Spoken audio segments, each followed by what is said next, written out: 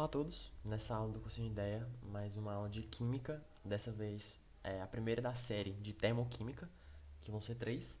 Eu me chamo Eduardo Balbino, esse material foi preparado pelo professor Raio Ralino, ambos somos do PET de Engenharia Elétrica da UFC, a diferença é que ele já é egresso, eu sou bolsista atual, né?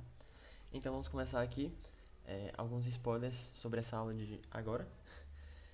O objetivo final dela, o objetivo final dela é a gente aprender o que é, primeiro, a termodinâmica, conceitos iniciais de entalpia, que a gente vai ver mais a fundo nas próximas aulas de termoquímica, definições de temperatura, calor e trabalho, definições de energia interna, que a gente precisa disso, o que são sistemas fechados, abertos, isolados, o que significa um sistema, tipo de reação endotérmico, exotérmico, o que isso indica, o que isso representa, e é isso. Vamos dar início aqui. Primeiro, conceitos importantes de termoquímica, né? A termoquímica é a parte da termodinâmica que estuda especificamente as quantidades de energia térmica transformadas ou trocadas entre o sistema e o meio durante uma reação química. O que é sistema? Não sabemos. O que é meio? Não sabemos. Mas nós sabemos a parte mais importante. O que é? Que é a aplicação da termodinâmica, que a gente aprende na física, dentro de uma reação química, contando especialmente, né, as quantidades de energia térmica transformadas ou trocadas. Bom, vamos dar início aqui apresentando o que exatamente é um sistema. Um sistema é só aquilo que a gente estuda ou observa. Vou dar exemplos no slide seguinte, mas em geral é só aquilo que nos interessa, as variáveis que nos importam, né? O resto, o que a gente não liga, são tudo que está em volta e todo o resto do que não é nosso sistema, né? Tudo aquilo que deixa de ser nosso sistema, a gente chama de meio ou vizinhança. Por exemplo, se o nosso sistema perder calor para algum canto, para qualquer canto, vai ser denominado meio ou vizinhança. Dentro do meio e da vizinhança, né, ou dentro do meio do sistema, deve existir alguma coisa que os separe, já que nós não vivemos num mundo mágico, nós não podemos criar uma nova dimensão para fazer o sistema, né? Não recomendo fazer isso em casa também, criar uma nova dimensão não é uma coisa positiva. Então, no nosso universo, né, no nosso planeta, a gente vai ter que ter uma diferença, né, vai ter que ter uma divisão entre um sistema, que é o que a gente quer, e a vizinhança. Essa divisão, inclusive, pode ser nada, mas esse nada ainda assim é ar, por exemplo. Enfim. E tudo isso, né, o conjunto de tudo é chamado de universo. Por que a gente faz essa divisão de sistema e de resto? Porque nossos cérebros, meros cérebros de macaco, não conseguem compreender todas as variáveis que existem e simultaneamente todas as variáveis, como é que elas afetam o nosso sistema. Então a gente, para facilitar os estudos, né, a gente faz a separação do que a gente quer saber e do resto. É mais uma forma de nós conseguimos manejar, né, a gente conseguir estudar mais a fundo certas propriedades sem nos importarmos muito com o resto. Bom, aqui vamos dar uns exemplos aqui de sistemas diferentes que a gente observa na vida. Um exemplo deles é o sistema aberto, um tipo de sistema, né? É aquele que não apresenta fronteiras e pode trocar massa e energia com a vizinhança. Por exemplo, um copo d'água. Aí você pode perguntar assim, Balbino, um copo d'água tem uma fronteira? Claro que tem. Olha o vidro. Mas esses sistemas, a definição de aberto e fechado, eles representam uma coisa diferente aqui. Eles significam a capacidade ou não do sistema trocar massa e energia com a vizinhança.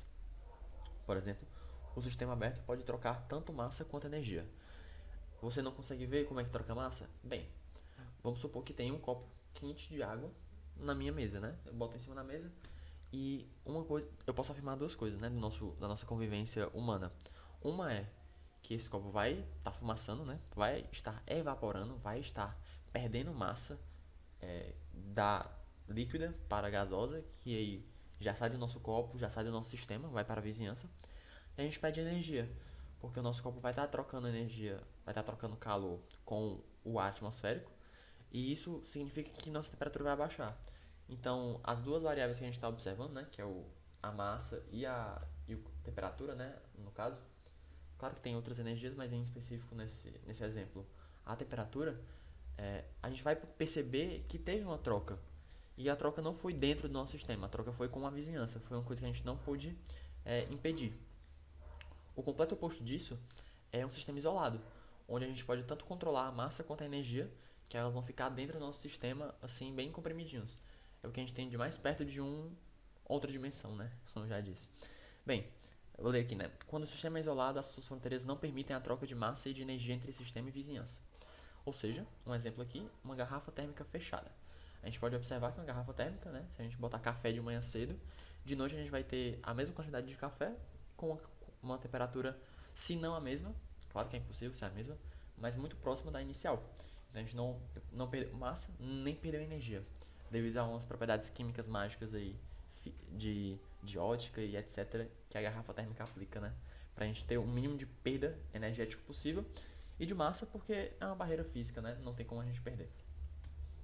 E o sistema mais realístico pra gente, né? Assim, né? Ainda assim é muito especial, mas é o que a gente aplicaria na grande maioria das reações, exemplo, né?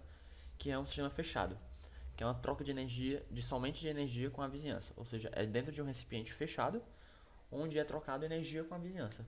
Um exemplo dessa reação aqui é uma combustão, certo? Onde acontece essa queima e aí solta energia. Essa energia pode ser tanto como calor, quanto trabalho, quanto N energias outras, né? Mas em específico, calor e trabalho, que é o que a gente vai ver mais a fundo, que são as cinéticas e potenciais, mais ou menos. É uma analogia mais chula assim, né? A gente pode observar umas coisas aqui que podem ser de interesse, mas não nesse momento. A gente vai voltar para essa reação mais a fundo para mostrar alguns detalhes, falar sobre energia interna e entalpia. Enfim, vamos continuar aqui. Algumas definições de temperatura e calor, né? Calor é energia térmica em movimento trocada entre dois sistemas. O calor só é verificado na transmissão de energia entre dois corpos com diferentes temperaturas. Ou seja, a gente só pode definir como calor quando está ocorrendo essa mudança, né? Essa transição. A gente não pode falar que um certo objeto tem determinado calor se a gente não conseguir observar, né? Não conseguir observar o calor, que o calor só acontece quando dois corpos têm diferentes temperaturas. O que são temperaturas, né? Temperatura é a medida do grau de agitação médio das partículas do sistema. Ela pode ainda ser vista como um potencial para dirigir o fluxo de calor. É bem confuso, não entendi nada. Vamos com calma. Primeiro de tudo aqui nós temos dois blocos, né? O que é que significa grau de agitação? Significa, se a gente tiver um microscópio bem poderoso e dar um zoom bem forte nesse bloco vermelho, que eu representei para significar alta temperatura, a gente vai poder observar as partículas se movendo relativamente bem rápido. E se a gente usar o mesmo telescópio, nessa aqui, azul, né, que eu quis representar a baixa temperatura, a gente vai ver as moléculas se movimentando lentamente. E a gente já viu na física, né? Aliás, é difícil ter visto isso na física, mas é um teorema aí da física que quando a gente colocar em contato esses dois objetos, quando as partículas começarem a se bater, a partícula de maior energia bater na de menor energia, vai ser trocada energia, certo? E essas duas partículas vão ficar mais equilibradas do que anteriormente. Não vai, como nenhum impacto é perfeito, né? Vai acontecer essa troca de energia. Então as que tem mais, vamos supor, né, que acabou de tocar, né? Então essa superfície que tem muita agitação e essa superfície que tem baixa agitação vai virando cada vez mais próximas. E isso vai se espalhando por dentro de cada um dos blocos, formando um degradê, né? Aí neste, né, vai começar o equilíbrio total e absoluto. E a gente chega nesse roxo aí, que na verdade esse roxo é só a junção artística, né, de vermelho e azul, que representa uma temperatura em equilíbrio, né, um equilíbrio térmico entre eles dois. Por que que só existe calor quando nós temos dois corpos com temperaturas diferentes? Porque se nós tivermos dois corpos azuis, eles não vão entrar em equilíbrio, eles não vão trocar calor, ou seja, não vai ter de jeito nenhum calor. A gente não vai poder observar nenhuma mudança de temperatura.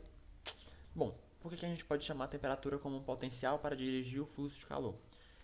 Como qualquer coisa que tem de mais e quer ter de menos, né? No caso, quem tem de mais aqui, após o contato, para chegar na estabilidade, ele quer ter menos. Um exemplo análogo, desculpa, seria um bloco de massa, né? Que está em cima de uma montanha, que ele começa a rodar. E ele vai rodando até chegar no ponto de menor potencial, no ponto mais estável para ele, né? E isso acontece a mesma coisa aqui, que esse bloco não vai na física, né? Tem um teorema chamado demônio de Maxwell. não tem como fazer essa volta, porque esse modo é de fato mais estável. Não tem como a gente fizer uma seleção, né, de partículas aqui que são mais quentes do que as frias. Não existe a volta contrária, porque esse modo é o mais estável e, como a gente sabe, né, tudo no universo busca, né, mais estabilidade. Bom, continuar aqui, né, definiçãozinha rápida de trabalho. Lembrando que todas essas definições são as mesmas da física. Minha explicação nem sempre vai ser a melhor, porque é muito fechada para a termoquímica, para os exemplos específicos. Mas, enfim, em geral, né? Uma medida de energia em movimento causada pela aplicação de uma força ao longo de um deslocamento. Perfeito. Como que a gente vai usar na nossa termoquímica, né? Um exemplo seria a compressão de gás através de um deslocamento de um êmbolo, que seria um trabalho, né? Não seria um bloco andando, não seria um bloco caindo, mas seria um trabalho de compressão de um êmbolo, né? Se vocês não sabem o que é, numa seringa, o que a gente espreme é chamado de êmbolo. Então, supondo que a gente tampou a seringa e apertou o êmbolo, aumentou a pressão, diminuiu o volume, e tudo isso é o trabalho que foi feito por uma força, né? Que foi o nosso dedo, por exemplo. Enfim, essa é uma definição bem rápida de trabalho, não existe por que se aprofundar. É somente isso mesmo. Bom, falar sobre energia interna, né? Definições gerais, né? De modo geral, a gente pode falar que um sistema só tem força ou cinética ou força potencial. Só essas duas. Aliás, desculpa, força não, energia. Ela só tem energia cinética ou energia potencial. E quando a gente junta elas duas, a gente pode representar basicamente o sistema inteiro, que é a energia, entre aspas, completa, né? A soma de todas as energias.